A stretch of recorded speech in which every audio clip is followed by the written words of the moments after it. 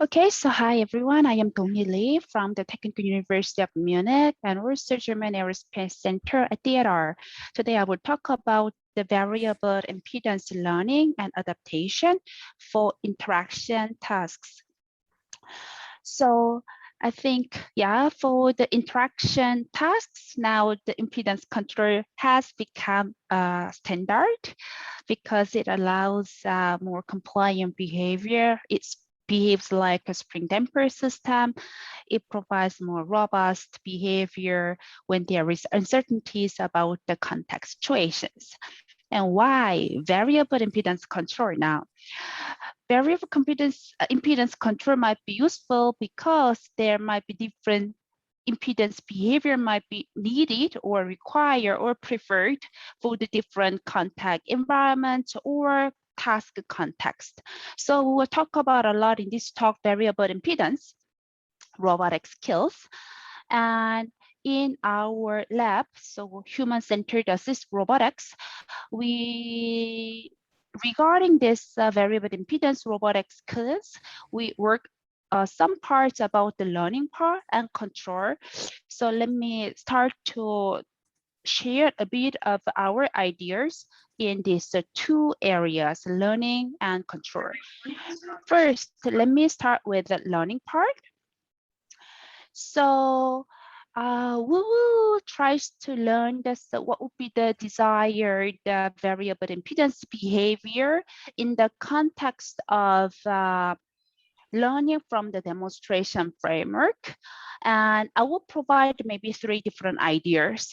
First idea is designing stiffness for the incremental kinesthetic teaching. So here we know in the context of the learning from the demonstration, we get the human demonstrations and it goes into the movement primitives. It can be encoded into the movement primitives, and then we can decode reference trajectory of the robot from these movement primitives. And when it is required, human want to maybe refine the learned behavior, we might have a chance of doing the physical coaching and then physically refining while robot is executing already learned tasks. And in order to achieve that, we might have different requirements. For example, when human is not really touching the robot, then robot should have a precise tracking. And when human is interacting with the robot for the refining, then we should have some compliant interaction. But also we do not want a robot to be deviate too much from the nominal trajectory.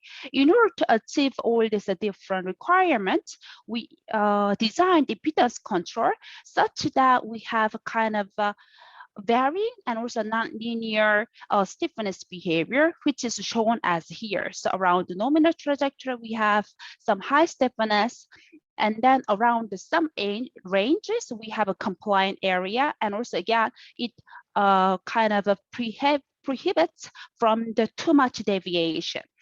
And this is actually this tube area where compliant behavior is possible, is coming from the learned behavior. Basically, we learned from the demonstrations what would be the nominal trajectories and what would be the kind of typical variability. And based on this variability, we choose the tube size. Using this, we can teach the robot while refining the learned behavior while robot is executing. So this was the first idea, combining stiffness designing based on the learning idea. And second one is for the human-robot collaboration. So here you can imagine human and robot is doing some tasks like object joint transportation tasks. And in this case, robot should assist this task to the human by considering basically what is the predicted human's partner's motion in the real near future. So which is shown here as the head of zeta. So we are also not only predicting what would be the human's motion in the future would be, but also we adapt this stiffness values here. And that is, we adapt this stiffness based on the prediction uncertainty and also the disagreement between human and robots, basically. So we kind of learned this motion parts and force between the human and robots encoded into the probabilistic manner. And then we applied to this the risk-sensitive stochastic optimal control ideas, so that you can see that robot is trying to follow well our nominal trajectory, but also we have this inverse term on the variability. So this allows us to make robot to have it. There are a high uncertainty area, then stiffness goes down. When there is a constraint area, stiffness gets higher. And also we use the risk sensitive optimal control ideas. So risk parameter can allow robot to behave differently when there is a disagreement between human and robots. So when there is robot is chosen to be risk adverse robot's behavior, then when there is a disagreement happens, robot behaves like a more dominant. The other way, robot becomes more passive and let the human to lead the tasks. And then the last approach about the learning part is the bilateral variable impedance teleoperation for contact tasks. So here is we try to teach robot some cutting tasks here using the teleoperation system. And then from the human teleoperation demonstration, we learned basically from the demonstration, we learned nominal trajectories, and also we learned some stiffness parameters actually. But here we assume that human uses a stiffness composed of two parts. One is a very low constant stiffness, and there is a varying stiffness when there is some interaction forces are there. Based on this assumption, we could learn the nominal trajectory and also varying stiffness parameters. For that, actually, with this, what we can achieve is we can regress conditional stiffness value given currently sensed force data, so that this learned behavior, learned information can be used to make adapt the stiffness in real time to the different context scenarios of different materials, for example. So here is some experimental results. So this is again the cutting tasks, and then we compared with the two baseline controller, which has the constant high stiffness or constant low stiffness. And then you can see here, varying is our approaches. We learned the variable stiffness profile from the demonstrations. So here you can see for the smoothness, right here, motion jerk. So our approach and also low stiffness approach outperforms than the high stiffness cases. And for the completion time, our approach is almost similar to the high stiffness cases. And tracking errors, of course, low stiffness cases performs much worse. And this comparison with the high stiffness can be more visualizable when we see the case in the presence of the delays. Then we can see the induced master motions more clearly when there is a high stiffness in this blue line. And these red curves are shown our proposed algorithms. So here was a very short kind of concept about the learning variable impedance profiles. And now we move on to the some of the control aspects of variable impedance. So one thing here is this work is we try to encode some desired user-defined variable stiffness profiles into the very typical dynamical systems. Let's say if we have a typical dynamical system, which can be learned from the demonstrations as well, and how we're gonna add desired stiffness behavior, we compose this desired stiffness behavior along the motion and orthogonal to the orthogonal direction of the motions. So that is how we're gonna define it.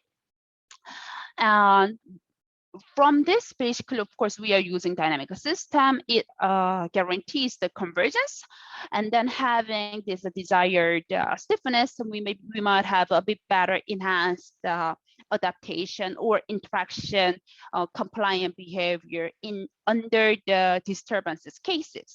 So how we gonna really learn this variable stiffness dynamical systems? So from the original dynamical system, what we do is we sample few of the via points, and each via points are represented as, again, linear spring-like system, dynamical systems. And each ones are actually, and then has the encoding already desired stiffness, and then we do the weighted sum, and then together, and then it goes to the controller of the robot. So here is a bit more detailed explanation about how these impedance behaviors are encoded. So if we have each dynamical systems here, ith dynamic linear system has this stiffness parts, and then here you can see the here Q matrix is basically showing the directional things, and then K is basically showing the stiffness for the motion direction and other directions, and the weighted sum, and then this weighted sum has some smooth functions here, so that it kind of smoothly connects from the one dynamical system to the another dynamical system. As a result, what we can see is we have a global dynamical systems, but also we have some kind of nice local behavior, which is encoded by our variable stiffness kind of a concept here. So we might have basically, while robot is executing the task, when there is a small perturbation is happening, then robot tries to go back to the original nominal trajectory. When it is a bit further away, that it generates a new nominal trajectory from the original dynamical systems. And then again, along this nominal trajectory tube area, we have a different kind of a symmetrical attraction behavior towards to the nominal trajectory. So here are some examples, experiment results. And then here is, you can see the left-hand side says approach with open loop, and this is our proposed approaches. And then you can see how it behaves when there is a perturbations. And then the last, let me try again the video. And then the last video here is charger insertion task. So we kind of change the stiffness behavior at the end of the real socket insertion time, so that it becomes more stiff, so that it has enough stiffness to insert the sockets. The last point I want to mention is the passivity-based variable impedance control. Passivity allows to guarantee stable interaction with the arbitrary passive environment. But as you know, we talk all about now variable impedance, right? And this variable impedance, right, stiffness variation, especially increasing the stiffness, can result in a loss of the passivity. Right? So how to do with this? So our solution is, of course, using the now. I mean, this is kind of nowadays common, or some people using a lot for the energy tank for the passivity. So we also use the energy tank to do the compensate this non-passive control action parts. When the tank is completely empty, then we kind of, this non-passive control action becomes also disabled. And actually in this paper, IFAC 2020 paper, we are not only talking about how to pacifying this varying impedance parts, but also we explains also variable stiffness variation together with the null space projection, because the null space projection is another source of the loss of the passivity. So for the details, maybe please refer to this paper, and some more extension has been submitted to the also TRO. So let me summarize my very short talk. So I talked about some learning aspects, and then here I especially talked about the variable impedance learning in the context of the learning from the human demonstrations. And then we showed now we can learn this based on the either motion variability or disagreement between human and robot force, or interaction task force can directly relate to the adapt the stiffness variables. And then for the control aspects, we shows the how to encode impedance behaviors now into the very typical dynamical systems, and then how to shows the passivity also in that cases. And currently we are working on the more real-time tele-impedance interface approaches here. And I hope to share our recent work actually very soon. Today I haven't prepared the slides for this. Okay, so thank you very much for your attention. And then especially these are the some people's collaborators who contribute to this topic.